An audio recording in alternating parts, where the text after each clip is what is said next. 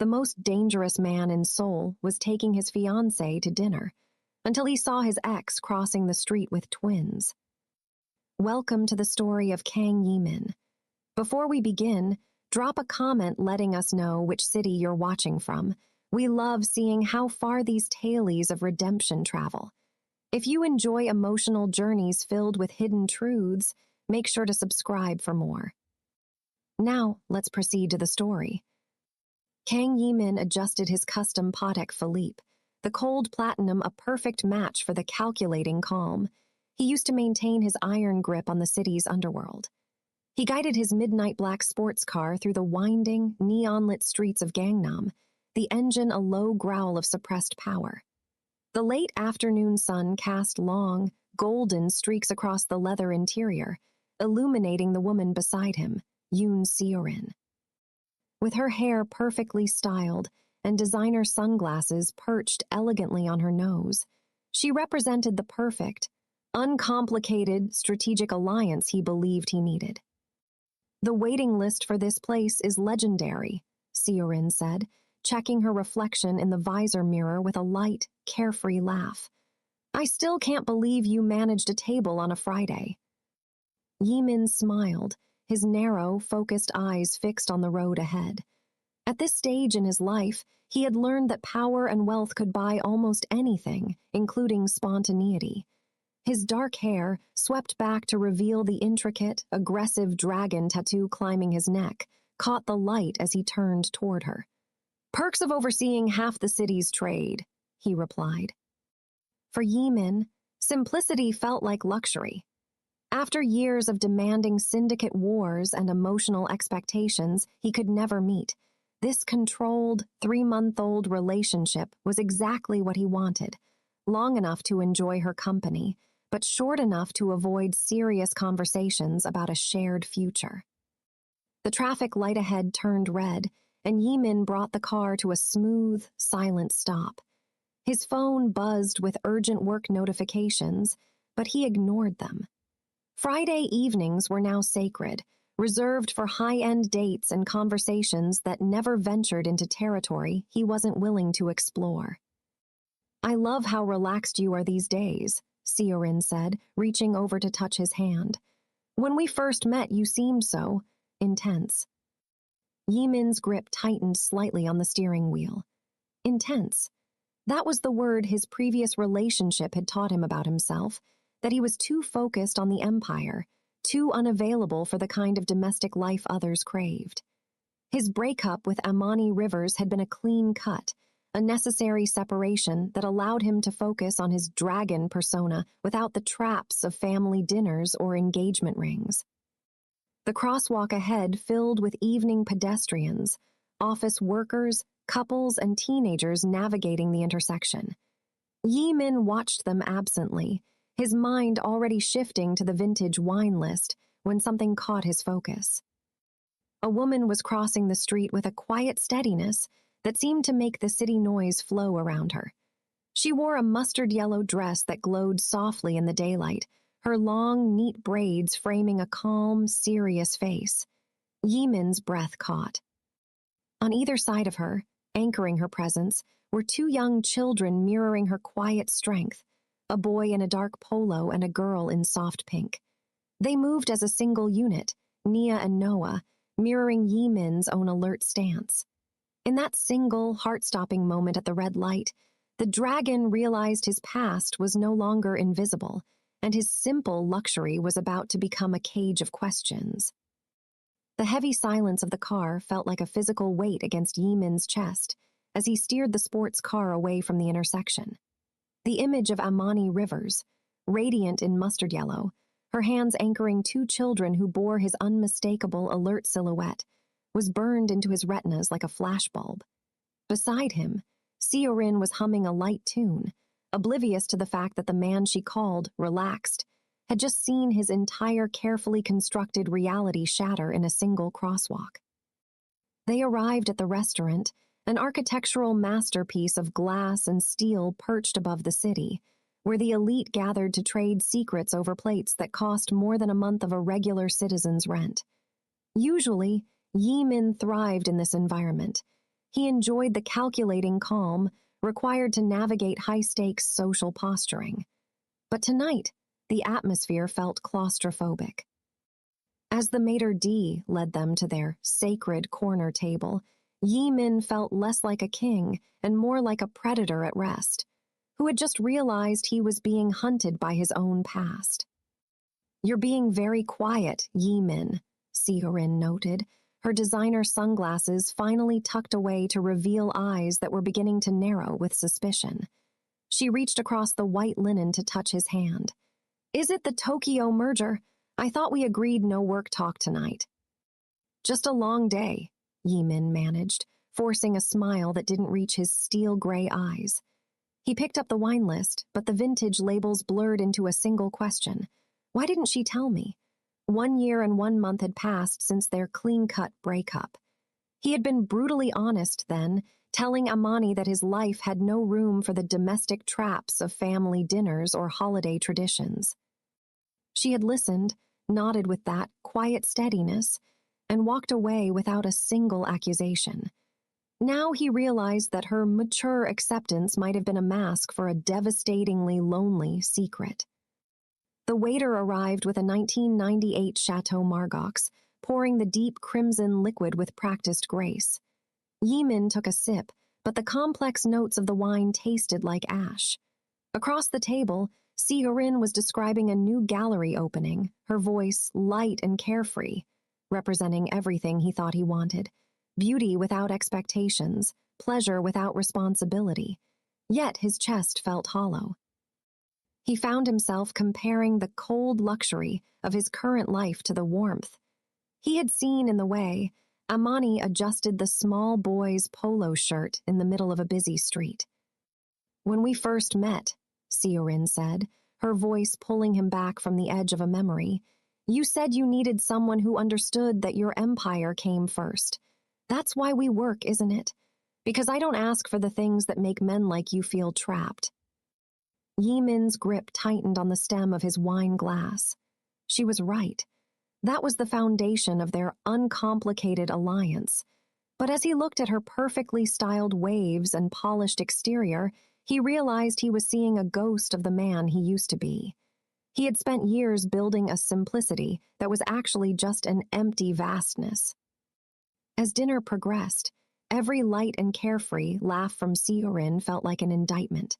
He realized that the simplicity he had craved was a lie he told himself to avoid a love so intense it would leave him breathless. Underneath the fine silk and the platinum watches, he was a father whose children were completely unaware of his existence. By the time the check arrived, Yi Min knew he couldn't go home to his silent penthouse. The uncomplicated life was over. The dragon had seen a glimpse of a different world, and for the first time in his life, he was willing to let his empire burn if it meant finding his way back to that crosswalk. Yi Min didn't return to the quiet, sterile luxury of his penthouse after dropping Seorin off. The air in his home felt too thin, a monument to a simplicity that now felt like a hollow tomb. Instead, he found himself in a nondescript office in Pioneer Square, the space smelling of dark roast coffee and old secrets. Marcus Webb, the private investigator the syndicate used for due diligence, sat across from him, sliding a thick manila folder across the desk with a look of professional caution. Yi Min's hand hovered over the paper, his calculating calm failing him as his fingers trembled, a physical manifestation of the unsettling questions multiplying in his mind. "I have what you asked for," Marcus said, his voice level. "Amani Rivers, 32. She's living in a modest 2-bedroom on Pine Street. She works part-time as a freelance marketing consultant, but the records show she's been doing this entirely on her own. No child support, no mysterious deposits, and no father listed on the birth certificates for Nia and Noah." The words hit Yi Min like physical blows. He opened the folder, and the raw data of survival spilled out in the form of surveillance photographs. The first image showed Amani pushing a double stroller through the gray Seattle drizzle, her upright and composed posture shielding the twins from the damp wind. She looked bone-deep tired, the kind of dramatic fatigue that comes from carrying the world on one's shoulders without asking for help. Yimin flipped to the next photo. Amani in a pediatrician's waiting room, juggling a diaper bag and a fussy infant with a practiced efficiency that broke his heart. She had attended every prenatal appointment alone, choosing devastatingly lonely independence over a man who had told her he needed freedom to focus on building his empire. He realized then that her silence wasn't a play for a larger settlement. It was an act of fierce protectiveness.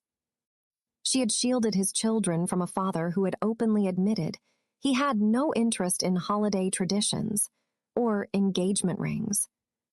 The final photograph was an interior shot of her living room, a space filled with soft shadows and pale yellow walls that reflected a warmth his marble-clad penthouse would never know. Amani was on the floor for tummy time, her face split by a genuine, unguarded smile as Nia reached for her hand. The simplicity he had valued, the pleasure without responsibility, now looked like cowardice compared to the strength in that room. "She's been interviewing for full-time roles lately," Marcus added, "but it's a struggle to find childcare for 2 infants while working a demanding corporate job." Yimin closed the folder, his narrow, focused eyes stinging. He had built a global syndicate, yet he had missed the milestones celebrated with no one but her bobbies as witness. Everything he had prioritized over personal relationships suddenly felt like noise. He stood up, the decision crystallizing in his chest. He wouldn't hide behind intermediaries anymore. He needed to face the woman who had chosen silence over asking for help, and find out if there was any room left in her solid circle for a man who was finally brave enough to try. Yimin sat in his car across from 1247 Pine Street for 45 minutes, watching the Victorian-style apartment building through the evening drizzle. The structure was well-maintained but modest, featuring flower boxes and a small courtyard that felt exactly like something Amani would choose. Charming, practical, and carrying a touch of beauty that didn't cost much but meant everything. Apartment 3B had a single light glowing behind sheer curtains, and occasionally, a shadow moved past the window. Yimin assumed it was Amani, going about the routine of caring for his children, and the domesticity of it made his chest tighten with an unnamed ache. He reached for the door handle 3 times and stopped 3 times, wondering what right he had to disrupt the life she had built so deliberately. She had known him well enough to understand that fatherhood wasn't something he wanted, and she had acted accordingly to protect them. A movement caught his eye. The front door opened, and Amani emerged carrying a small bag of garbage. She wore jeans and an oversized sweater, her long braids secured in a messy bun. Even from across the street, Yimin could see the bone-deep tiredness in the way she moved, the fatigue of someone pushing through because there was no other choice. As she walked toward the dumpster behind the building, Yimin finally stepped out of his car. By the time she turned around, he was standing 15 feet away on the sidewalk. Amani froze, the color draining from her face as the Seattle evening stretched between them, filled with the soft patter of rain on leaves. "Yimin," she said finally, her voice neutral. "What are you doing here?" Yimin took a breath, his calculating calm entirely gone. "I saw you yesterday downtown," he admitted. Amani's hand went instinctively to her throat, a gesture he remembered from whenever she was processing something difficult. "Are they mine?" he asked, the question coming out harsher than intended. Amani didn't flinch. Instead, she looked at him with a protective fierceness that made her seem like an entirely different person from the woman he had lived with. "What do you want me to say, Yimin?" she asked. "I want the truth," he countered. "The truth is that I am raising 2 beautiful, healthy children," Amani said, her voice gaining strength. "They are happy and loved. Their lives are settled, and I have worked very hard to make sure they stay that way." Yimin stepped closer, and he saw her shoulders tense with protective alertness. "Don't I have a right to know if I'm a father?" he pressed. "You have the right to live the life you chose," Amani said quietly, her words hitting like physical blows. "The life you were very clear about wanting, no complications, no commitments, no children tying you down. Just 5 minutes, let me see them." Amani stopped, her hand on the handle. Why? So you can decide if you want to be involved based on how you feel in the moment, so you can disrupt their security. I hired a private investigator, Yimin confessed suddenly, the words spilling out before he could stop them. Amani's entire body went still. You had me followed while I was caring for my children. I needed to understand, he pleaded, but Amani's voice cut through the rain like a blade. No, my children. The children I carried alone, delivered alone, and have been raising alone while you lived the life you told me you wanted. She pulled her arm free as he reached for her. I made the decision not to tell you because I knew you would show up when it was convenient for you, expecting me to justify the choices I made to protect them. The rain continued to fall as Amani studied Yimin's face, her green eyes searching for a certainty that usually defined him, but which was now replaced by a raw, desperate vulnerability. Above them, the synchronized crying of Nia and Noah grew louder, a sound that finally broke her resolve. 5 minutes, she said, her voice dropping to a weary whisper. You can see them for 5 minutes and then you leave. You think very carefully about whether you are ready for this permanently, because I won't let you disrupt their lives just because you're curious. Yimin nodded, unable to trust his voice, and followed her into the building. As they climbed the narrow stairs to the 3rd floor, Amani paused without looking back. Their names are Noah and Nia, she said quietly. Noah has your eyes. Nia has your stubborn streak. They are the best thing I have ever done with my life. The apartment was smaller than Yimin's walk-in closet, yet every inch had been thoughtfully arranged with pools of warm light and shelves of children's books. The crying stopped the moment Amani's keys hit the bowl by the door, replaced by excited gurgling. Wait here, she commanded, disappearing into a room where her voice immediately shifted into a soothing, melodic cadence. Yimin stood in the hallway, his chest tightening as he heard the wordless, enthusiastic responses of his children, a language he was supposed to understand but had never learned. You can come in now, Amani called.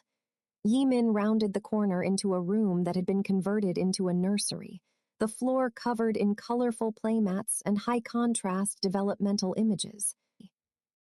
Noah was larger, with dark hair that stuck up in all directions and eyes that were unmistakably Yimin's steel gray.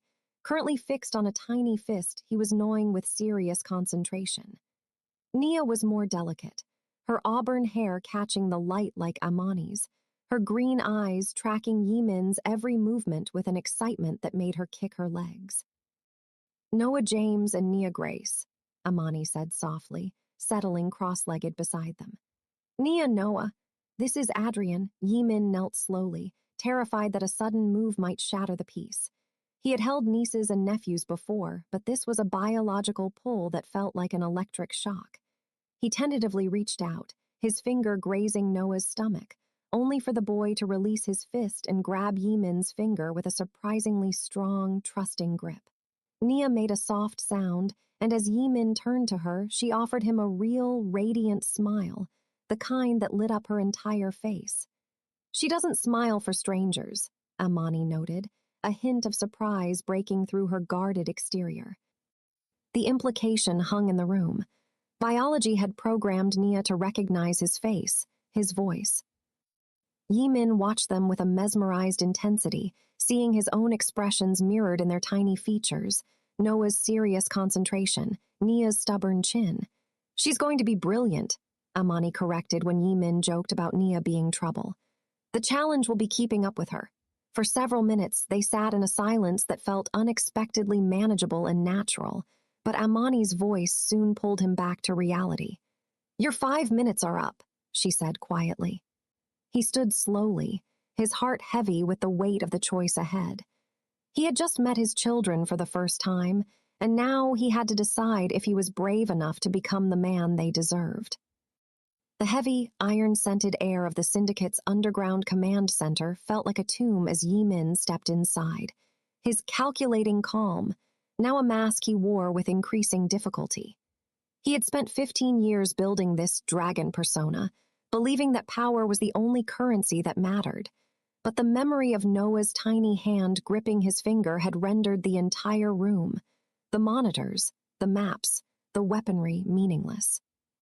He walked toward the glass-walled office at the end of the hall where his second-in-command, Junho, was reviewing the quarterly trade returns. Junho was the only man who had stayed through every war, a man who believed that consistency builds empires, and that any sign of domestic softness was a lethal liability. "The Tokyo expansion is finalized," Junho said without looking up, his voice a low vibration of intimidating stillness. "We move on the shipping lanes by Monday. This is the legacy we talked about, Yimin, total control of the East." Yimin stood at the window, looking at the flickering neon lights of Seoul, but all he could see was the modest apartment on Pine Street and the raw data of survival etched into Amani's tired face. "The legacy is changing, Junho," Yimin rumbled, his voice dropping into a grave tone that made the other man finally look up. "I'm stepping back from day-to-day operations, effective immediately." Junho's expression didn't change, but the electricity in the room shifted, turning sharp and cold. "Stepping back, for what? To marry the Yoon girl and play CEO." "To be a father," Yimin corrected, the word feeling foreign yet profoundly right in his mouth. He turned to face his partner, his narrow, focused eyes reflecting a lethal resolve that had nothing to do with gang wars. "I have twins, a boy and a girl. They are living in a 2-bedroom apartment while I sit on a throne of simplicity and freedom that I don't want anymore." "You're choosing diapers over the syndicate?" Junho asked, a hint of genuine shock breaking through his calculating calm. "The board will view this as a broken rule. They'll see you as vulnerable. You've always said that domestic life is a trap that makes men weak." "I was wrong," Yimin admitted, his grip tightening on the edge of the mahogany desk. "I thought money could buy spontaneity but not responsibility. I thought I was too unavailable to be loved. But watching Amani raise them alone, watching her carry that pressurized weight while I lived like a ghost of simplicity, that's the real weakness." He began sliding a series of encrypted drives across the desk, the keys to the invisible shackles of his financial empire. He instructed Junho to begin the process of legalizing the syndicate's front companies, moving toward a legitimate empire that wouldn't leave his children with a blood-stained legacy. "I'm not abandoning the men," Yimin continued, his dominant authority as potent as ever. "But I'm prioritizing the orchestrated pandemonium of that apartment over these quarterly returns. If the board has an issue with me choosing my heirs over their expansion, tell them they can meet the dragon in person. But tell them I have a new business philosophy now, and it involves being home for bedtime." As he walked out of the command center, the knot in his chest didn't disappear, but it felt lighter.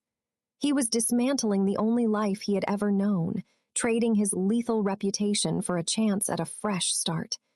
He wasn't just a mafia boss anymore. He was a man trying to be brave enough to earn his way back into a mustard-yellow world. The transition from the sterile, high-tech command center to the lived-in warmth of Amani's apartment felt like crossing between two different dimensions. Yimin stood in her small kitchen, his tailored black suit making him look like an intruder in a world of silicone bibs and drying bottles. He had spent the morning finalizing the transfer of his day-to-day operations, shedding the invisible shackles of his old life, but facing Amani felt more daunting than any board meeting. She was currently swaying a fussy Noah in her arms while stirring a pot on the stove, her natural authority making the orchestrated pandemonium of the evening look like a practice dance. "I can't let you do this alone anymore, Amani," Yimin began, his voice a low, grave vibration that competed with the hum of the refrigerator. He watched as she paused, her protective alertness causing her to stiffen. "I've looked at the reports. You're working freelance late into the night because you can't find childcare that's safe enough for them. That pressurized weight, it isn't yours to carry by yourself." Amani turned, her observant eyes searching his for a sign that this was just another uncomplicated whim. "And what is your solution, Yimin? A nanny you pay for from a distance. More due diligence from your investigators. No, he said, stepping into the small space between the counter and the table. I bought a house in Wallingford. It's a craftsman with a fenced yard and enough bedrooms for everyone to have their own floor. He saw the immediate, stubborn pride flare in her expression, and he held up a hand. Wait, I'm not asking for a romantic reconciliation. I know I haven't earned that. I'm suggesting we move in as co-parenting roommates. Amani let out a short, incredulous breath. Roommates? You want the head of a syndicate and a single mother to share a kitchen and a mortgage. I want Nia and Noah to have consistency, Yimin corrected, his narrow, focused eyes reflecting a sincerity he rarely allowed himself to show. I want them to wake up and see both of us. If you need to work on a big presentation, I'm in the next room for the 2:00 a.m. feeding. If I have to handle a crisis at the firm, you aren't stranded without help. He watched as she looked down at Noah, whose dark eyes were already heavy with sleep. You're a man who needs total control, Yimin, she whispered, her quiet steadiness finally wavering. How are you going to handle a life where you aren't the boss, Kate? I'm learning that my simplicity was actually just an empty vastness, Yimin admitted, his voice dropping to a raw, honest whisper. I'm choosing this chaos because it's the only thing that feels real. I'm not asking to be your husband today. I'm asking to be their father every day. Amani stayed silent for a long moment, the only sound the ticking of the clock and Noah's soft, rhythmic breathing. The knot in her chest seemed to loosen as she looked at the man who was willing to dismantle a lethal reputation just to be a co-parenting roommate. She didn't say yes, not yet, but she didn't say no. As she handed the sleeping boy to Yimin, she watched the dragon cradle his son with a calculated precision that was slowly turning into love. The proposal was on the table, and for the first time, Yimin felt like he was building a legacy that might actually be worth the price of the crown. The move to the Wallingford house was supposed to be a fresh start, a meticulously planned logistics operation that Yimin approached with the same tactical response he once used for syndicate takeovers. But as the moving truck idled at the curb of Pine Street, his phone vibrated with a pressurized weight that threatened to pull him back into the shadows. It was Junho. A $40 million expansion deal in Portland, the cornerstone of the syndicate's transition into a legitimate empire, was collapsing. A rival firm had swooped in, exploiting the broken rule of Yimin's recent absence to sow doubt among the investors. You need to be on a plane in an hour, Yimin. Junho's voice was a low, urgent vibration through the speaker. This isn't just about quarterly returns anymore. It's about the credibility of the new era. If you aren't at that table in Portland, the board will see you as too unavailable for the business. They'll dismantle the deal, and they'll dismantle you. Yimin stood in the middle of Amani's living room, surrounded by cardboard boxes and the orchestrated pandemonium of two fussy infants who sensed the change in the air. Amani was struggling to collapse a double stroller while Nia wailed from her car seat, a sound that made Yimin's heart hammer-kick against his ribs. She looked at him, her observant eyes catching the way his grip tightened on the phone. She didn't ask what was wrong. She already knew the electricity of a crisis when she felt it. Go, Amani said, her voice a quiet steadiness that belied the exhaustion etched into her face. I can handle the movers. I've been handling everything else for a year. This is what you do, isn't it? You choose the empire. For a moment, the dragon was tempted. The $40 million deal represented the simplicity of a world he understood, one where problems were solved with calculated precision and dominant authority. But then he looked at Noah, who was reaching for him from the floor, his small hand grasping at the air just as he had gripped Yimin's finger in the nursery.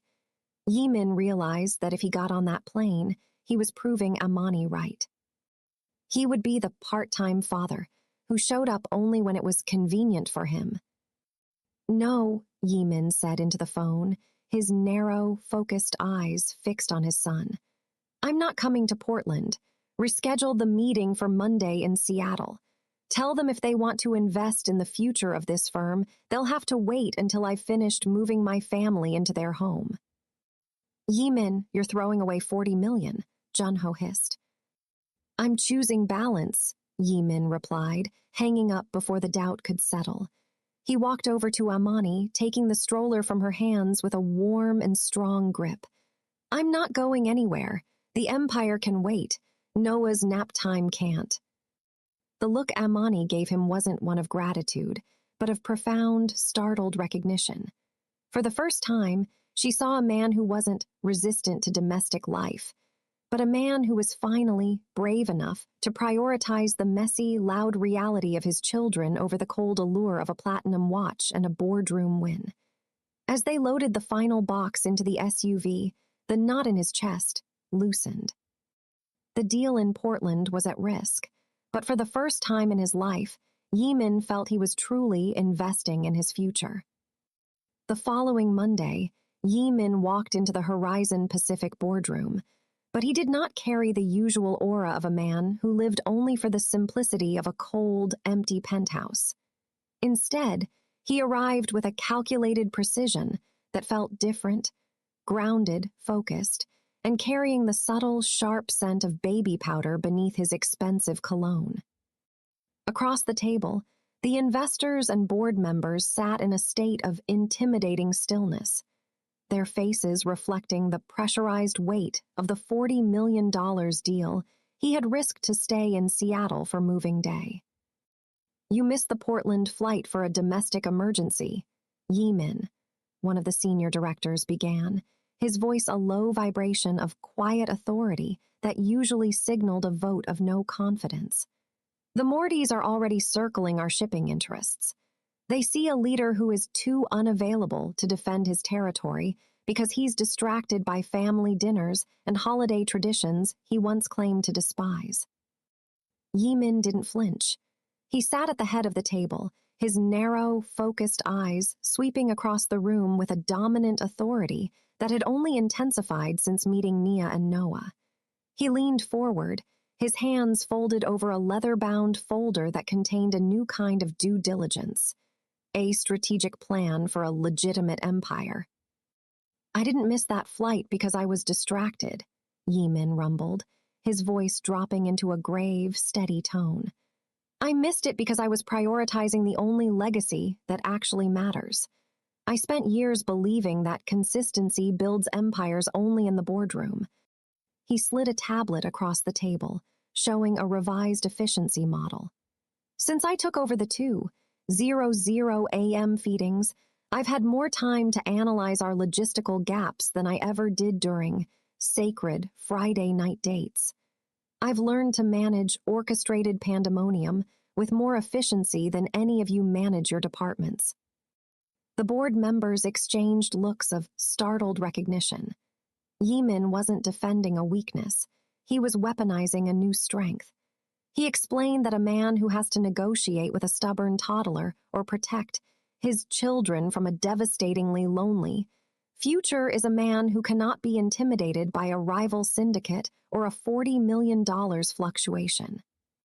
Fatherhood hasn't made me too unavailable, Yimin concluded, his steel-gray eyes reflecting a lethal resolve that silenced the room. It has made me a leader who understands that a deal is only worth making if the world we're building is one our children can actually live in.